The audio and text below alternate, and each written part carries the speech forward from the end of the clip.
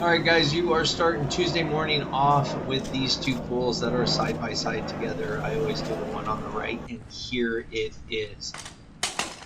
This pool I was asked to do a full detail on, so I started with the calcium removal, the acid wash, and then completed it with a microglass. I am interested to know what you think. And this was my very first one that I did the entire thing on my own, and it was a lot of work. It does pay out.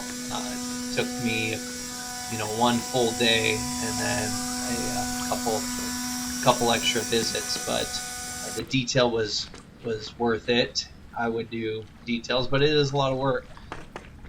So after I took this pool on, I started building up the CYA. This is my first summer doing strictly chlorine, and wouldn't you know it, I had black algae start growing at the bottom of the drain. This is when I went and pivoted to the Pool RX. It claims that it takes care of all algae, and I wanted to use Pool RX, so I put one in, and after a couple weeks, it didn't work. So that's when I hit it with the steel brush and just dropped in the silver algadyne and or the algadyne, and then ever since the algadyne was in, it's been fine. There's been absolutely no algae growth. I have been on strictly liquid chlorine. This takes about a quarter gallon, and you'll find that a lot of these pools take about a quarter gallon of acid and then a gallon of chlorine. Typically, this pool is going to call for 73 ounces of liquid chlorine, but I'm not afraid to put a gallon in it. And on the 2 hot months that we just had, I did float some tabs. So you'll see the tab floater back there. But for the most part, this is liquid chlorine. The cartridge filter, because it's obviously pop-up and cartridge filter, he wants to replace his cartridges. During the time with the algae, I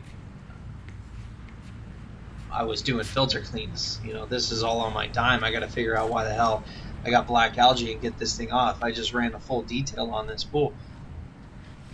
But during the process of the filter cleaning, he kept mentioning, we should replace the cartridges, which I agree with him, we should, but I just didn't want to do it right then because I just charged the customer for the full detail. So, and I knew that I can get it taken care of. I just needed to do a filter clean while I did it. So, got the filter clean done. Black algae disappears. On the next one in November, when we do filter cleanings, he's gonna want cartridges. So that's lined up. I'm not afraid to put the bottom feeder in there, as you can see I'm doing now.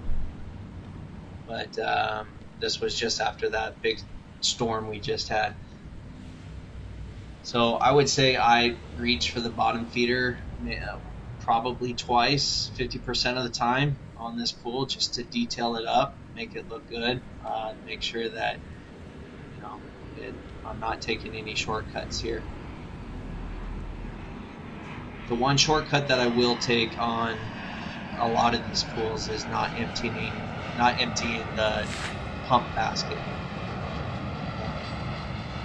These pools don't get a lot of debris, and I just got to the point where it's like I feel like breaking the prime is causing more of an issue than had I just left the little amount of debris in the pump.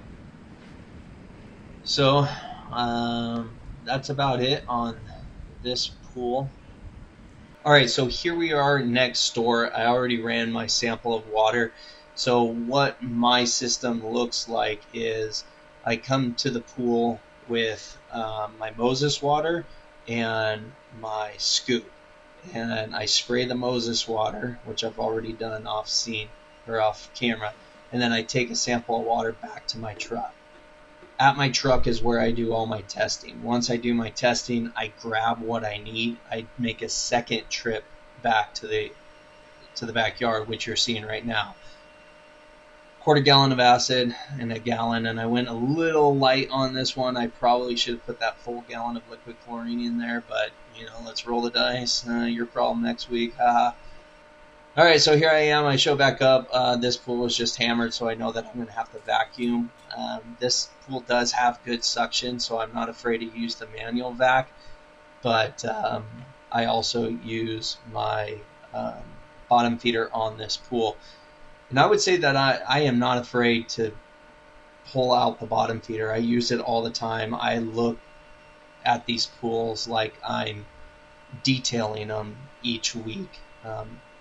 And so if there's a little spot in the corner, I don't hesitate to grab some, my vacuum in any way, and get it done. Here's the equipment around the corner. I just wanted to show you a little bit of that. There is a Pool RX in there, but the chemical that comes from the Pool RX is not in the water. So going into summer with wanting to get liquid chlorine, fully liquid chlorine, and no tabs, this pool was at like 600 CYA. The whole shear was completely purple, and so we drained it, and then I informed the customer of why I don't use tabs and why I use liquid chlorine. So they are very aware of the liquid chlorine, and I can tell you that I've had really good success, especially on this pool with liquid chlorine. The pools do have the Pool RXs in them, which I'm okay with that being an option to sell to the clients every single year. But the liquid chlorine has been working. This year we didn't have a very difficult heat, so I'm looking at that. I'm interested to study that a little bit more. Last year we had records setting over 110 degrees. So I know last summer was pretty hot. Could I manage this pool with liquid chlorine next summer? I think so, and I would like to try. So I'm just going to wrap this one up, finish just the basic stuff, and I go in and brush it down. And then after brushing it down, I do another net and get everything up. This pool's ready to go.